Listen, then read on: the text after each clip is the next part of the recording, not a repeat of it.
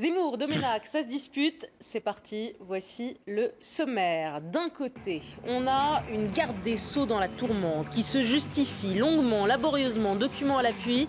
C'était une maladresse, non je n'ai pas menti, je ne démissionnerai pas, dit Christiane Taubira. De l'autre, on a un ancien président de la République soupçonné de trafic d'influence, c'est grave, mis sur écoute par les juges et dont le nom est cité dans au moins 4 affaires, les Karachi, Tapi, Libye.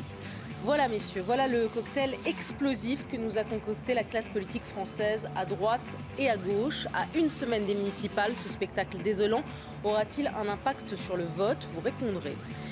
Et puis l'actualité, c'est aussi à l'est du nouveau. Ce dimanche, la Crimée sera peut-être russe et l'Ukraine scindée, sciée en deux.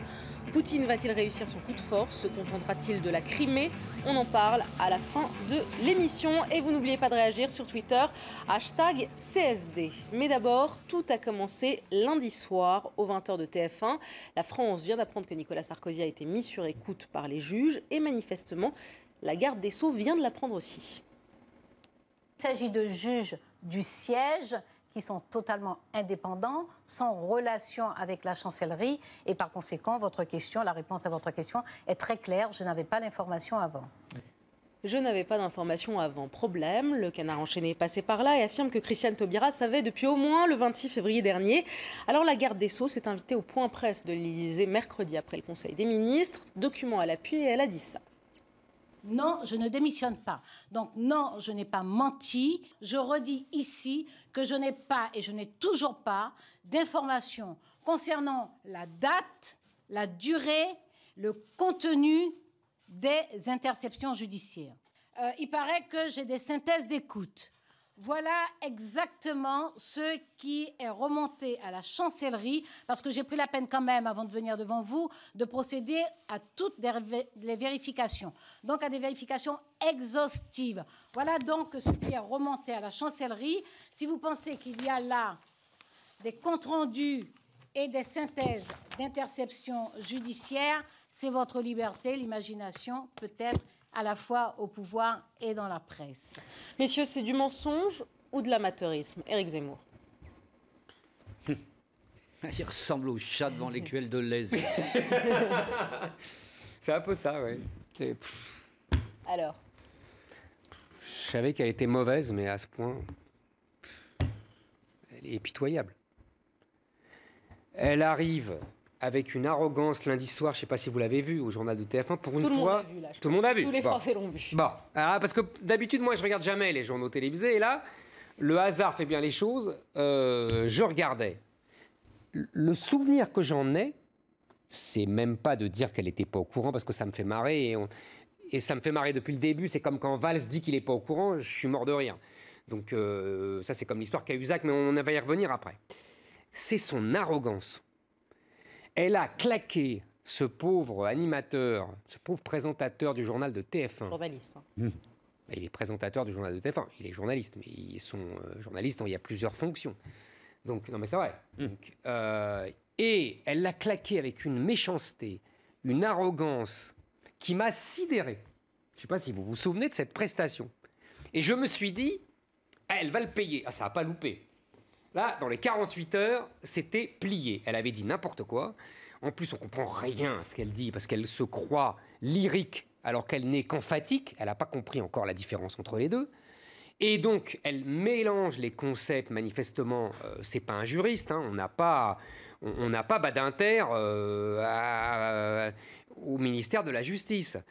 Donc, elle se mélange les pinceaux. Elle veut faire croire qu'elle ne surveille rien, qu'elle ne sait rien. Parce qu'en fait, les politiques, depuis 20 ans, ont enfumé les gens. Ils leur font croire que, pour ne pas qu'ils donnent d'instructions à la magistrature, pour que les juges du siège soient indépendants, il faut qu'ils sachent rien. C'est faux. C'est tout simplement faux. Alors qu'elle aurait dû dire oui, je savais que Nicolas Sarkozy était sur écoute. Emmanuel Valls aurait dû dire oui, je le savais. C'est ce que vous dites. Exactement. Simplement. Ben oui. Nicolas Domenech, est-ce que c'est du mensonge ou de l'amateurisme? Non, mais d'abord, ce qui est extraordinaire, c'est qu'on commence l'émission sur cette thématique-là, alors qu'on pourrait dire c'est l'affaire Sarkozy. On va peut-être y revenir. Mais aussi, qu'on pourrait dire quand même que c'est l'affaire Jean-Marc Ayrault, c'est l'affaire François Hollande, c'est l'affaire Manuel Valls, c'est l'affaire d'une chaîne de commandement qui a totalement dysfonctionné. Alors dans laquelle Mme Taubira a sa part de responsabilité, je vais y revenir, mais je trouve ça quand même déjà extraordinaire parce qu'on aurait pu faire les mêmes sons avec Jean-Marc Ayrault, ce qu'on a fait d'ailleurs à la nouvelle édition, où il a commencé par dire « je n'étais pas au courant », et puis après par venir nous dire « ah si, oui, au fait, j'étais au courant », etc. Effectivement, moi, un peu comme Éric Zemmour, quand j'ai entendu dire « je ne suis pas au courant par les uns et les autres », je me suis dit, putain, ils vont se faire prendre les doigts dans la prise, ça va, choc hein. Et effectivement, c'est passé dans les quelques heures. Mais si tu veux dire que c'est tous une bande de pieds nickelés, je suis d'accord. Non, c'est ce que je voulais dire. Et qu'ils ont payé là, en quelques heures, en quelques jours, au fond, le non-remaniement qu'ils auraient dû faire il y a plusieurs mois, parce qu'à force de couac et de non-organisation à tous les échelons, il faut commencer par le haut. C'est pour ça que je dis pourquoi commencer par Taubira. Je veux dire, c'est au fond, il fallait réunir les uns les autres, il fallait décider quelle était la réponse, l'offensive, enfin bon, et là, ils se sont fait mais déborder comme des bleus. Alors, second point, moi, je suis ravi aussi, parce qu'au fond, je n'ai pas deux positions. Je suis pour plus d'éthique en politique et je suis ravi que Zemmour et la droite se soient convertis vraiment à mes positions qu'ils moquaient avec beaucoup de cynisme les fois précédentes. Et maintenant, ils sont tous pour mettre plus de morale dans la façon de faire la politique. Ah non, donc, pas bravo du tout, Zemmour, pas du tout. Bravo la droite, Pas du tout. la droite qui n'a cessé de faire pression sur la justice et qui dit, ah bah oui, maintenant, il ne faut pas faire pression sur la justice. Non, moi, ils ne font pas pression, ils mentent. C'est horrible de mentir. Non, j'ai pas dit ça. Bon, en tout cas, alors, tout ça, j'ai pas dit ça. Donc Zemmour n'est pas pour l'éthique toujours, il reste fidèle au moins à cette éthique, du cynisme. Bah oui, mais en tout cas, moi, je me félicite que voilà, on progresse. Ils n'ont pas contrevenu. C'est parce que tu gagnes qu'on a ces guignolades. Voilà. Mais si, je t'assure, Nicolas, c'est parce que ton idéologie de la transparence écoute-moi, de la transparence et de l'éthique depuis 20 ans a gagné que les politiques se sentent obligés de se soumettre à cette idéologie. Et comme ils sont tiraillés, tenaillés entre la soumission à ton idéologie, que moi, je trouve ridicule, mais tu comprends pourquoi on a déjà eu cette discussion, et les exigences de l'État, que du coup, ils sont pris entre les deux. Et c'est pour ça qu'ils arrivent à cette guignolade, c'est tout. Il suffisait qu'ils n'ont pas donné d'ordre, déjà ça a changé, ils n'ont pas donné d'ordre aux juges, enfin, ils n'ont pas fait de pression. Ce qu'on leur reproche, c'est d'avoir dit qu'ils n'étaient pas au courant alors qu'ils l'étaient. Voilà. Je veux bien, absolument. Pourquoi sont-ils tombés dans ce piège ? Pourquoi sont-ils tombés, Manuel Valls, Christiane Taubira, Jean-Marc Ayrault, dans ce piège ? Je viens de le dire. Je viens de le dire. Parce qu'à cause de la morale ? À cause de la volonté de transparence de partout ? Ils ont eu peur ? Oui, depuis 20 ans, il y a une pression idéologique, médiatique. Ce que vient de dire Nicolas, après tout, il défend ses thèses, il a raison. Mais sur ce qu'il vient de dire, donc ils sont sous pression. Et en même temps, ils ont, ce que j'ai dit, les exigences de la conduite de l'État et aussi des petites combines politiciennes, etc. Parce qu'on va y revenir.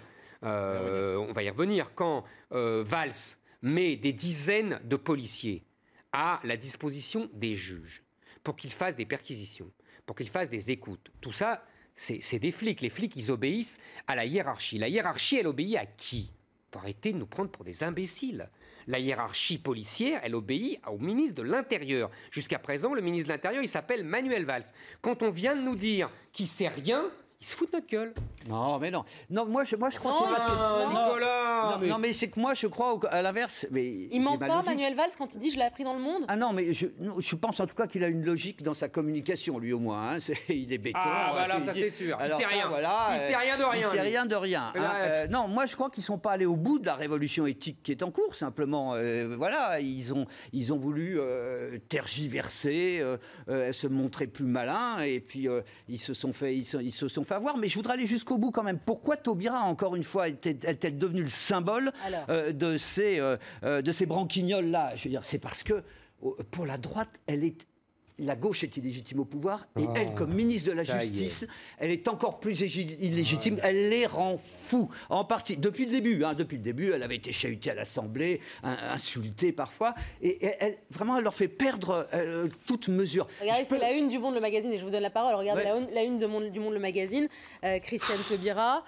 50% admiré, 50% détesté. Et c'est vrai qu'on le dit dans cette émission à plusieurs reprises, on l'a dit. Je vais vous faire une citation, un truc que j'ai lu là, très récemment, à propos de son livre, là, Christiane Taubira, Parole de liberté. À la lire, on comprend que tous les moyens sont bons. L'indignation de façade, les menaces et les invectives, la culpabilisation forcenée, les campagnes médiatiques de propagande, la destruction de ce qui est le plus cher, les mesures liberticides. Ce livre, il parle du livre de Christiane Taubira, est une déclaration de guerre au peuple français. C'est signé Absolument. Éric Zemmour. Est-ce que tu l'as lu? Elle les rend fous. Est-ce que tu l'as lu? Mais oui, mais c'est pas tout ça, Eric, c'est pas une déclaration de guerre. Il y a des maladresses, je vous le conseille. Non, c'est pas des maladresses. Il y a des inexactitudes. Mais que vous ne soyez même pas sensible à l'usage de la langue française. Voilà quelqu'un qui parle, qui écrit un français, de ces français, souvent d'ailleurs qui vient des îles, et qui enrichit la langue. Même ça, vous le rejetez en disant c'est n'importe quoi, ça me remet mal à la tête, vous deviez être mal réveillé ce jour-là. Non, j'étais très bien réveillé. Mais au-delà de ça, vous êtes, au fond, elle fait une exergue au début, il y a une haine contre elle, et elle a une phrase d'exergue, j'ai pensé à vous à la fin de cet extrait, haïr, c'est encore dépendre. Ça, c'est très juste. Hein, et j'ai l'impression que vous la haïssez, pas du tout. Que vous dépendez d'elle. Pas du tout. Vous ne pouvez plus raisonner quand vous la faites. Alors là, complètement. Erreur totale. Je ne la hais point, puisque cette phrase est très juste. J'ai compris ça quand j'étais plus jeune. Haïr, c'est encore dépendre de celui qu'on hait. C'est très juste. Donc je ne la hais point. C'est elle qui hait. C'est elle qui hait la France, c'est elle qui hait la République. Vous ne pouvez pas dire ça. Mais bien sûr que si. Pourquoi elle hait la France? Son livre, Pourquoi elle hait la France? parce que elle la défend, la République. Mais pas du tout, parce qu'elle est son livre encore. Moi, je l'ai lu parce que quand je travaille sur un livre, je le lis. Elle est obsédée par la colonisation. Elle est obsédée. La colonisation, c'est le crime des crimes pour elle. Elle arrive même à expliquer que c'est dans la colonisation qu'on a mis en place la future extermination des Juifs. C'est-à-dire on l'a expérimenté sur les Noirs. Elle l'explique, elle le dit. C'est parce qu'elle déteste la colonisation qu'elle hait la France? C'est ça que vous dites? Elle déteste la colonisation. On peut détester la colonisation et aimer la France? Non, non. C'est des phrases d'amour de la France et des Français. Non, pas du tout. Elle hait la France. Et elle, en fait, au fond, elle ne comprend rien à la République, puisqu'elle veut défendre la République, et en même temps, elle rend la colonisation ignominieuse. Sauf qu'il n'y a pas de colonisation s'il n'y a pas la République. C'est ce que j'explique d'expliquer dans mon papier. Et elle fait elle ne comprend rien à ça. Qui colonise ? C'est la République. Qui est anti-colonisateur? C'est Maurras, c'est Barrès, l'extrême droite et Clémenceau. Le seul Clémenceau. Le seul, je le dis. Ben oui. Le seul, il était tout seul. Ne sois pas de mauvaise foi. Ne sois pas de mauvaise foi. Il est tout seul dans le camp des Républicains à être contre la colonisation. C'est l'extrême droite qui est contre la colonisation et c'est la République qui colonise. Donc cette femme prétend défendre la République. En fait, je pense qu'elle veut retourner les principes républicains contre le peuple français qu'elle déteste. Mais voilà, c'est ça ma thèse. Ces phrases sont pleines Pas du tout. Elle évoque des parce que scènes. Tu es un naïf. Elle évoque des scènes où parfois elle a été affrontée au racisme et tout le reste du temps, c'est contrebalancé par des rencontres absolument formidables, des gens de France qui l'accueillent les bras ouverts. J'ai rien lu tout ça dans le livre. Rien. Lisez-le. Vous verrez, vous trancherez votre livre de Taubira. Lisez-le si ça vous intéresse et vous ferez votre propre jugement. Amis téléspectateurs, une dernière question avant de passer à Sarkozy. Prochain remaniement, Christiane Taubira reste ou pas place Beauvau, ou c'est terminé pour elle? Elle a sauvé sa tête temporairement cette semaine ou pas? Nicolas? Elle devait de toute façon riper, si j'ose dire, hein, puisque, enfin, c'était dans les tuyaux. C'est ce qu'on nous disait. Le chassé-croisé entre André Valigny, qui avait rêvé du ministère de la Justice, qui était un Hollandais. Lui, il avait travaillé, quoi. C'est toujours pareil.